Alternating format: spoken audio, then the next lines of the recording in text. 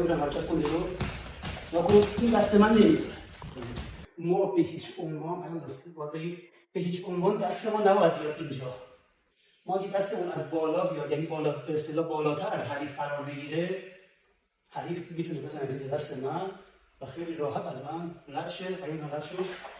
پس توجه کنید این دست نباید بره. حالا اصولش چیه؟ دست گارد ما آقا مثلا میفته دور گردن حریف. کف دست من دور گردن حریف. دست من دور گردن حریفه. این تیغه دستم روی شونه حریفه.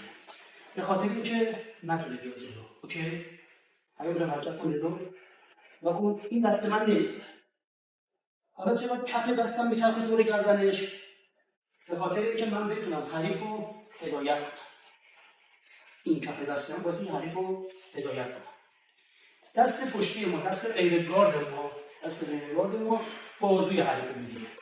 پس میشه به این حالت.